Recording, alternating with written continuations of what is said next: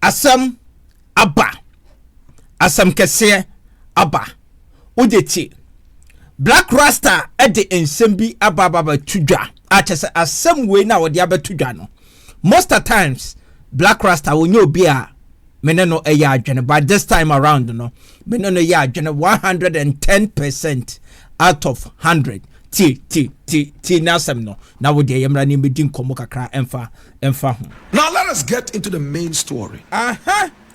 If 42% of all Ghanaians are engaged in betting, okay, and now we are told that it is so alarming that we are one of the top 4 countries in the whole Africa when it comes to betting. Hey, enya sa duru sa de enya na chese ne ayehu. A chese betting ho sensem yi no, na Black Rasta ababonten a waba abekasa ede afa ho. A chese sese no eye alarming to the extent to say Ghana, the whole of Africa. Betting a buyer any 5 years so as your baba be free at number 4. Betting ayetwa ayede your friend is saying they one is bet money example until me put in and then you can say me put in. So that source of betting no. A buyer any 5 years say Ghana at that number 4. Now what the about Rasta Black Rasta and some na yet to me edi and komo edi a free sabre amena wo kasa de nipa makomako 73 na a police for to me akwachi wo mu efa galamse ho ensensem yi e wo sirim ade no ano ayeden but yabebo awura ni nyina mu na ansa kora na no ena day on the 6th of March 2025 Ghana dino Independence Day achese sabre ni se check fia Ghana edia womo echire mu se Ghana edi 68 years aka 2 years na wadi 70 years Ghana aka 2 years ewrade ya dom na yetenkwam na ahoden ejina mu a na Ghana wadi mfie no pole eduoson na ye magana benefit of the doubt ye beka say life begins at 40 na said near Ghana eduri na Ghana ye hwe ye resources aye woi na ye de tutu se onipa bi a ne papa ne maame ye wodefo a ye wu agya na japade a ente se na nipa yi a meka ne ho asemi atumi adi emfie 40 years or more bra atumi adi emfie 50 years or more bra what this is the nani morning dwe or more bra baba be celebrate 68 years ade ano eden na ensamu a sports person edema John Dramani Mahama ene o my Ghana nyina no Felix Kwachi Ofosu na abeye this analysis ede amaye wo de yebekọ ne yakotie ne nsem no emu sede wo si ede ensem no atu edwa ede efaye but ansa kora na no ye mame momodi ana me brief you 1 or 2 things bi a ode atu dwa what say this one no omo no Flagstaff House we enya Blackstar your friend say Blackstar Square asem na enye Accra Sports Stadium asem nemum no Flagstaff House na wo kire mu say we no no invitation no come no invitation no come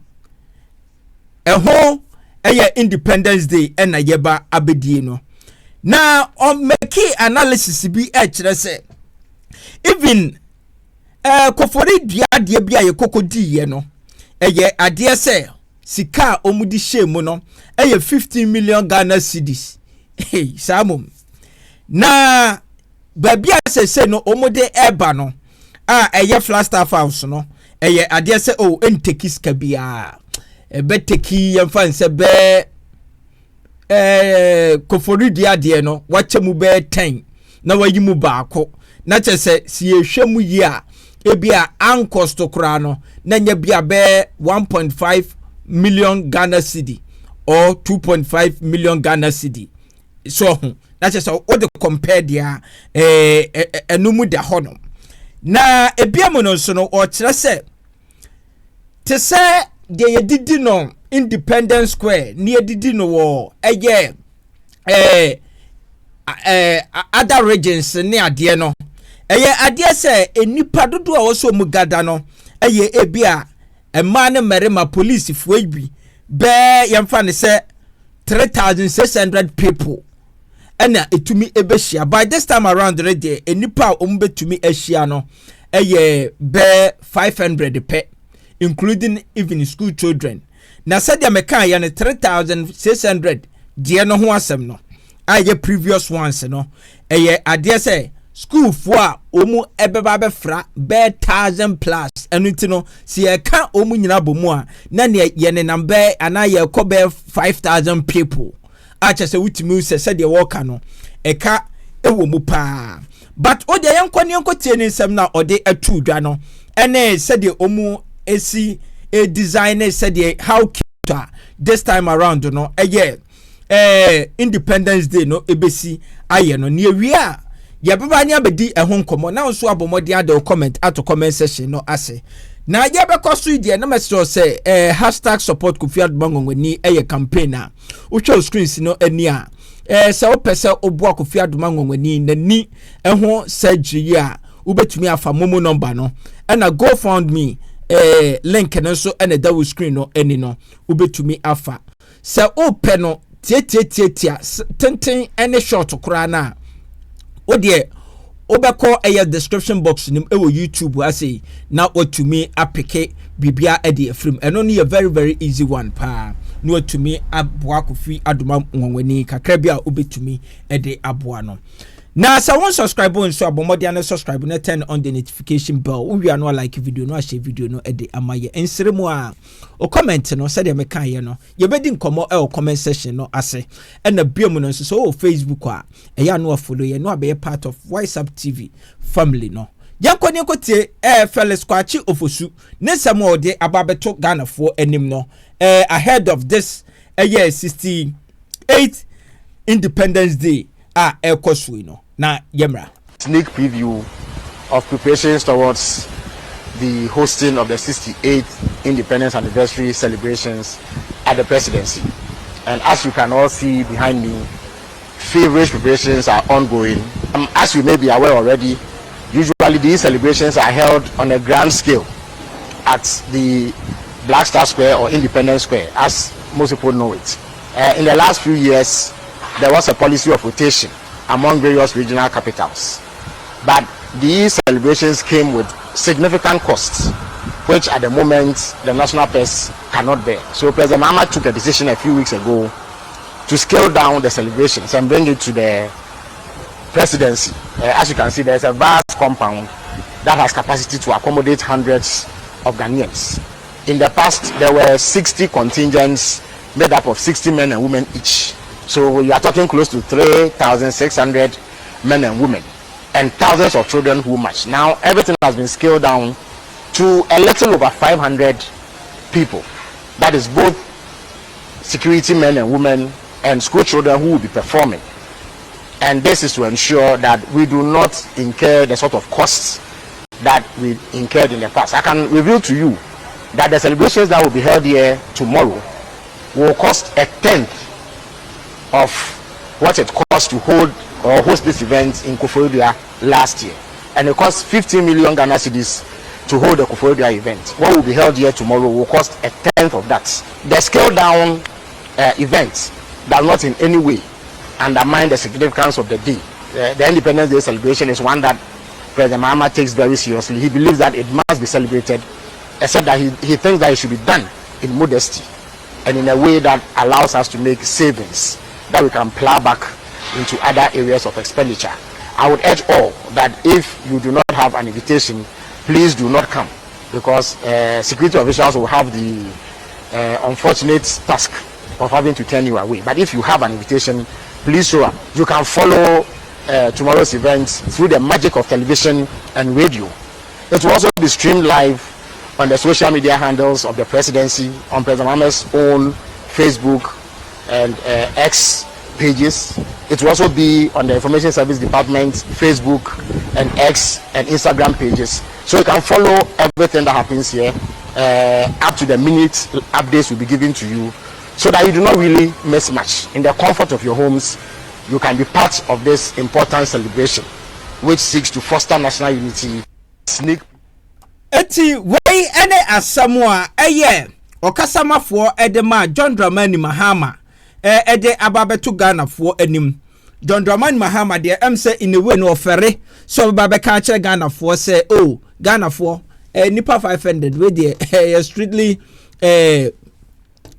by invitation nti no odi asi eye kwacho fosu eso na chese wono de wababeka kire Ghana fo na se de eti ye no eye ade se wanya invitation ni bia omo chese odi etinafie na ko John Dramani Mahama eye ni Facebook account honom na kokko bi fa free ho tenteni tietie ni nyina no sa no mo pa kire ye anase ko no ex honom said the be president ono nso obenya kakra e de agu ni botom na chese omo nso de baabi ye business enso de no pa no na sia asase eye de ababeto dwai de na chese otimi say in cost wise no it makes sense, but in general say Ghana e was ye di independence day ne de to me no ehun ehia enne ne ho akwa hia chena because en samwa wo man ni mu a e wo se yetumi edi ho dwuma na ewia yetumi a celebrate eye independence no yenhunu ho hwe moji independence nanso mo kasa kura no nya no na mu yusu obi kasa independence no ewe moji independence mo da so kwa abosia bo independence mo da so ekọ abosia bo moji independence mo president betena akonya so a this were two kwan akobrechire ama obi akọ interview no na de ya na me ya ne se enye te se bi a president to president to ebi hono mo awutim se list of their people ni bi no acho president na o interview no keka be ka kire me se independent there be, we need to work from here ya adwene no ho adwuma na se adwene no emuti a honom ena mu beda honom amiaka se afi ye di independent oda so edadum so mu 2025 se we di independent no away independent unemployment rate very very high youth ni nya adwuma nye usi independent no away yenya independent na so youth egubet so ama government atumi asane ayen official say youth entwa bet ena baabi ankrofo twa bet o ka kire me so we independent we independent no ene say we a shameful independent awanya ni nyina chi ena wo ma China fo eba betu galam say ewo wo memu we independent no ewe a chese we say no anka eyade say owo say chese ye free ya kwemu because it doesn't make sense enuoma ekika bomu a emaya ka say o maybe anya independent no Ghana yenya nuru ho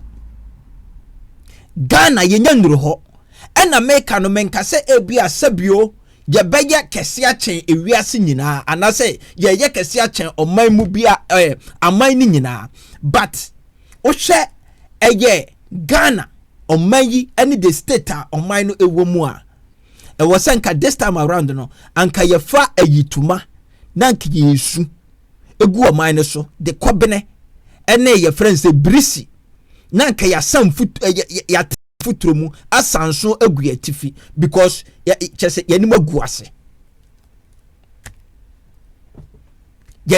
ase although say nyankopon ya adom a ene dey no independence no ye be stream bibi live enso e dey free ha say but ye stream no doesn't mean say yakoma e dey akire say bia ye pe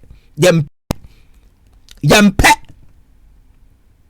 2025 that's so bia say be ka chem so nya independence na way drop wadwen kire eto comment section no ase what is this independence day no yankoswa ni because so much to me I cut down cost and you know yen celebrity and na say I was see to me eye ye ho adwuma ansana ye to me as you can see be the Independence Day. Drop wa dwenkyere eto comment section no ase na yeni enkomo emfa every ehonom.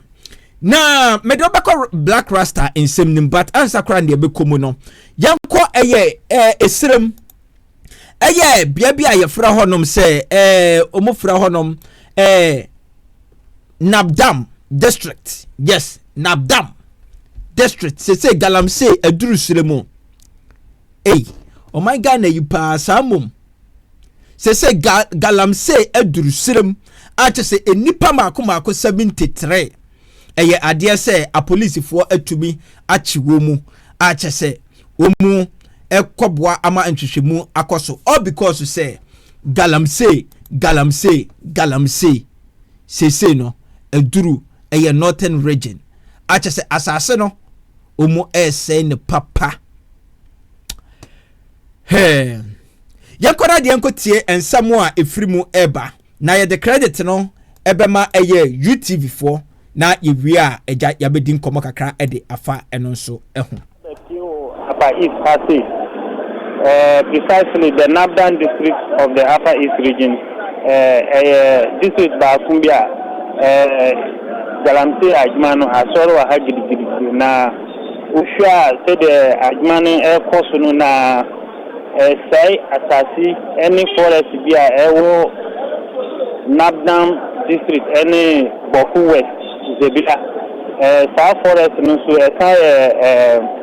forest bia do this time around Galamsey for no omu ya adma opa say asasi any the red voter na red voter no so it is a tributary to the Volta river so katia bia edako Volta region echo connected to the main Volta river na obia enim wewe yejino na nea bnadanu ana regional minister any some security joint security operation team echo sababi no echo ye operation nti omukodru hon na nipa 73 ana omutumi echi omu na out of 73 no 41 were Ghanaians, 22 or 23 were Togolese, and the remaining were Burkinabes.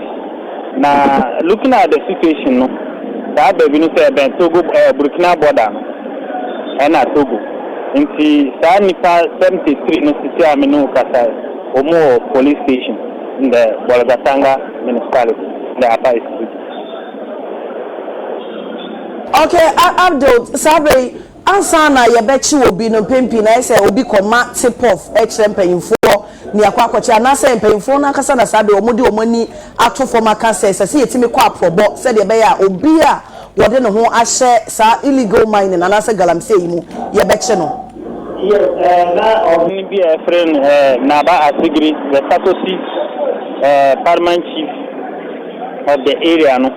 Oni na odi kan hu se nipa bi mu ye galamse wo saa baby no na ekoba se de omu ye no omu saa asase no ene nsuo no ene odi report ne koma regional minister after he assumed the office nti okọ ne nchen se me kwasra no na me ntumi ho a kire se ti a me na me regional minister ewo apa ifase nti nkomodidi mu ana ohun su di asamne to regional minister nim se onhwe na oni security for omuntu ana monko saa baby no ko check se dia galamse for sai asasi ni nsu no saa forest na e ho nom no nti nu abna da no ana regional minister any security force for no e ko do saa baby na ana lucky on their side nipa 73 no they were able to arrest them and detain them at the police station.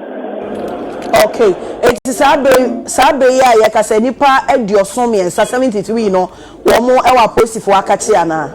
Yes, please. So looking at the issue now is about the galamse. Now galamse as some to see at the say.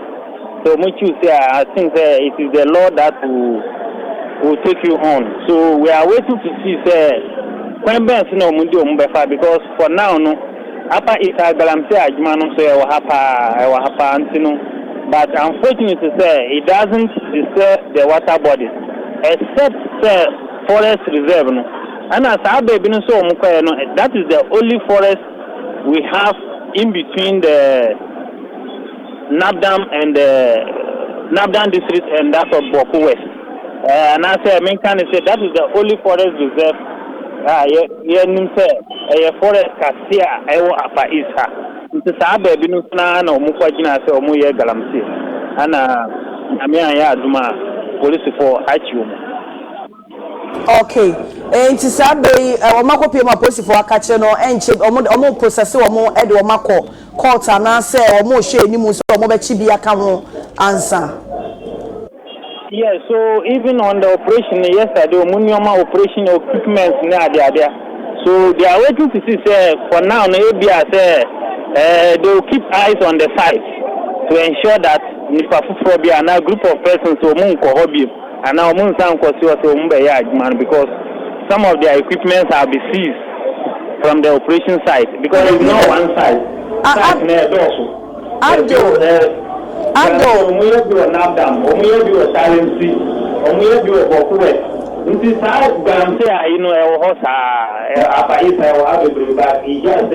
It is not on the water bodies or not closer to water bodies where it can be.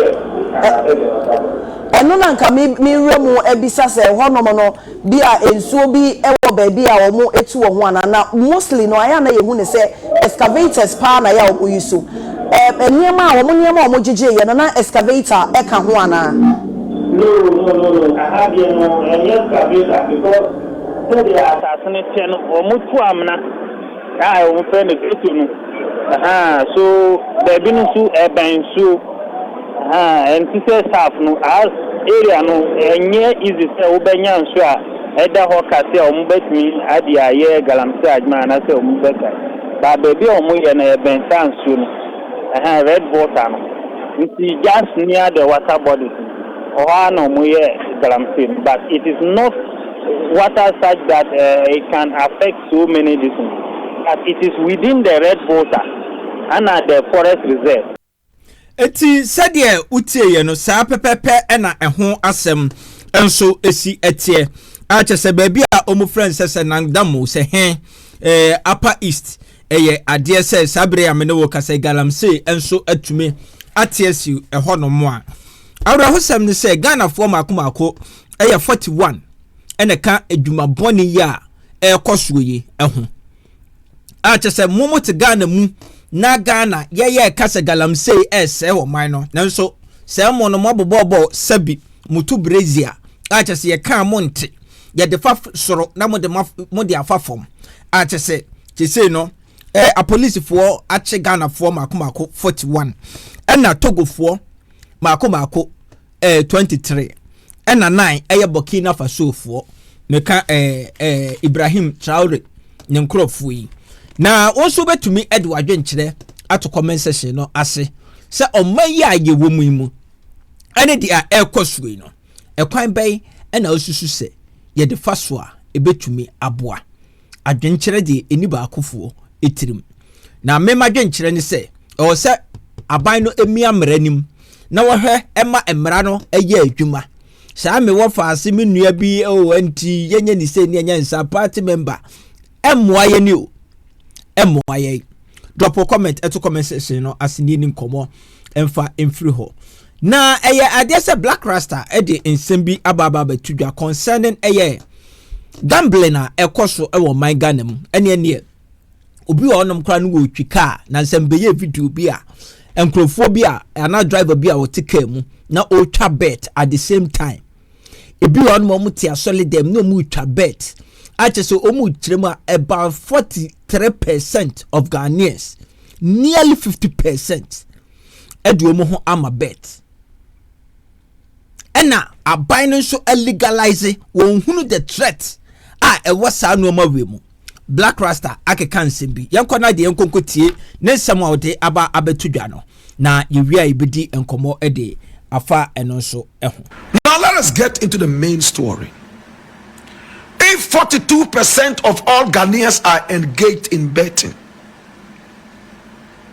and now we are told that it is so alarming that we are one of the top 4 countries in the whole Africa when it comes to betting. Ask yourself, what is the percentage of Ghanaians that are educated right now? It is sad.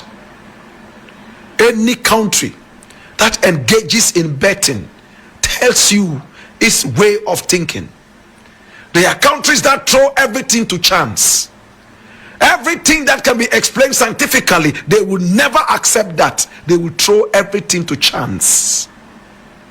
These are people who are not ready to use scientific methods. They are ready to gamble their lives away. Everything for them is a gamble. Yeah, but Black Rasta no also because ahodo. Now we see the Black Rasta Kenya. Otimi se nyansa ewo mu pa. Because ewiase a ye wo indie de dodo na no ye pe ye ka se obre etwawuo. Enti so obi be ko school, chu obi nko school.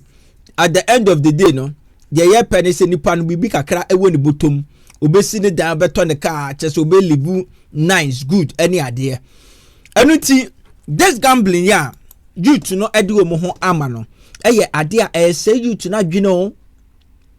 Say wo ma dwene o.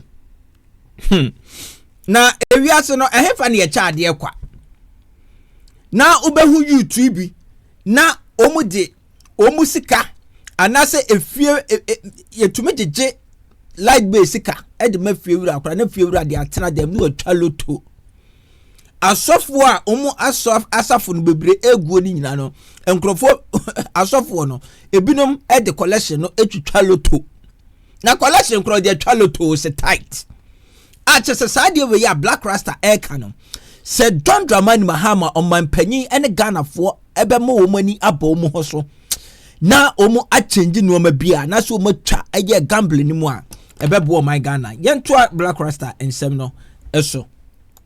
They go to bed without thinking about what they would eat the following day, because they have a certain belief that when they wake up the following day, something would by all means be provided. How can a country grow like that? A country that does not believe in indices and science, a country that does not believe, my brother, my sister, in scientific methods. It is only a country that is interested in betting its life away. How can you live your life on the string of chance? It is most unfortunate. And for the Gaming Commission, shame on you. You're going to start running after people around religious institutions and schools. My brother, my sister, betting can take place even in our bedrooms. The best way to fight. Sabe pepe ye betwa eye Black Rasta nensem yi eso. Na said the OCA break no ma down with him. Ye brofo no to de bia ya na sanete but to dem kwe nim. O break no ma down no e kire se. Ade no eye silent killer. Betting eye silent killer. E say you to na dwene. E ma adwene ne nya adwuma because oh sorry a that sorry ya de unim ni say oh menya your friend is say too sure bi and I say make I try me lock na me di bibi enu ti say o de wadwen be ye adwuma and I say wadwen no e be ye adwuma say onipa fa won say ye adwuma na create bibi eno e ma wutirim ena say wo wutirim kura so e be kele no because day in day out no oh that sorry ani say o petu sure akotwa eye befua eti Black Rasta asem we na wo kan say the make no eye ade say eye ade a Ghana say yetumi e cancel eye bet nya ye be boy because Ghana ye nya nuru that stage no bet ne de obetumi atwa but Ghana ye nya nuru that stage no yantoa eye Black Rasta nsem ode atu ode tu dwa no eso na yebo ni nyina no bo modi announce for wadwenkyere eto comment section no aseni ni nkomo emfa free hodom. This canker, my brother, my sister, is to ban betting in the country. Why would you bet? Why would you gamble? Such an addictive thing, more addictive than crack cocaine. How many people have betted their lives away? University students have decided, my brother, my sister, to use their school fees to bet. We have seen reports of that in the newspapers and also online. Many have been sacked by the Kwame Nkrumah University of Science and Technology. They are betting their lives away. A nation that lives on a string of chance. Eti said the esitie no a nation will live on chances ne de eye ade se nye nation. Try your luck nation for no enye nation. Eti said the Black Rasta Eken Sabre no aye alarming say about 42% of Ghanaians edi omo ho ama betting. Ene gambling. Acha say eyawra hosem nanso in a way no blame omu pi because when a country etisa Ghana unemployment rate no ewo for more obia betumi afri ne mamu ateki opportunity anase ateki eye your friend say obeteki that unemployment no obeteki no as advantage. No, they say we you to know, and so now you will say, oh, boy, woman. Sir, a betting and crofoya oma bay nino, almost sources nina a foreign countries. A foreign countries, about 99.9% of them, a sources no, every foreign countries. Eti, what diaba, now what jatum. In a way, no dream say be our mind, no, untimi and develop, untimi emma a juma emma nintino, or dream say a beer, one no at the baba wow, we a nyamwa, chacha tuo, a nyamwa. Actually, say no, the rate you to know, any even children, cry edu omoho ame mama sa no ma we say no, I dare say papa, na se obi adi obi sika ekokoto bet na bet ni dina nipa no normal mienu ene ba ni tirim. Number 1, either so obeku ne ho. Number 2, either so obetwe se kan ana etuo no odi akogina obi so obi mfa ne bag ana ni sika emfa ema no. Eti adametena ha eka asem bi se a country wono de or building a home based on opportunities. Enya de ono an be building nemum or building na home on people's opportunities no. A shameful country. Nanya country wo future. Say acquire to say Ghana nemu no ye opportunist. Ye na mo da bia nam ne nsa de ye nsa yam na ye sresre. Ye bompa ye se emrofo meboa ye. Enti Trump ba ya obetwitwa isika bi mu a so mu de boa Ghana no o say no ashaboni da bia ya ka asem we ba mu ntie na opportunist wono wawo ne nkwada opportunist because Ghana for obia your opportunist onyani nua de opesa or extract bibi kakra di free no you can't try a woman no and this is the truth and you know say the country itself no amone ho so say obeye bibi on depend on another countries nemom to obey depend on another countries in pokra na obehunu say wono so make impact e wo wono ani mamu a at the end of the day bosia na ye bobo no enu ho impact e na ama Ghana youth aya akwadwofo a omo peso kuma mendi obi e pebet di abene dada bet no eye ade a emwaye Ghana mpanimfo monhwe na muntwam na nyesika bia ene yedi de nyankopon de ama mo asase mu ene nsuo mu ni nnua mu ene ade no kra no munya ni nwieye na nkampese makwaje bet e de ababa betoa so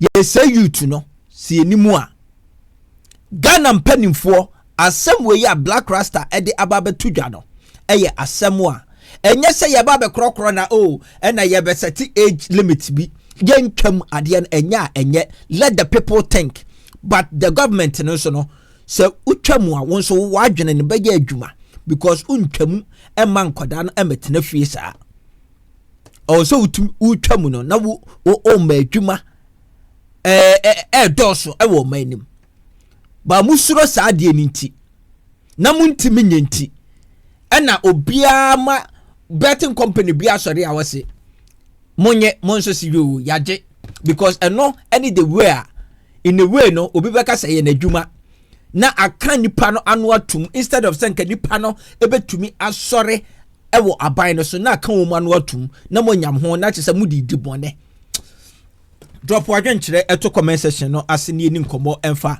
ɛmfiri ɛhɔnom Awurade yɛ adom a ɛna on the 6th ɛyɛ adeɛ sɛ yɛbɛtumi sorry yɛbɛstreamu ɛyɛ Independence Day no yɛbɛstreamu no live na ɛgya yɛahwɛ deɛ ɛbɛkɔ nti ya no abɔmmɔde ano ajoin ne yɛ sɛ wo subscribe to YouTube channel yɛabɔmmɔde ano subscribe na turn on the notification bell mɛsrɛw ya no like video no share video no ɛde ama yɛn o comment no na de ato comment section no as said dey make ya na yɛdi nkɔmmɔ ɛde ɛfiri hɔnom so Facebook a sorry with the manfa bibi kakra entwi me mu kakra but that's it is all Facebook abɔmmɔde a na follow ye ne bɛka WhatsApp TV abusuakuo no ɛho na yɛbɛdi nkɔmmɔ nso ɛde ɛfiri hɔnom yɛbɛsɛ hyia ne yɛbɛdi nkɔmmɔ na until then no dear Macau.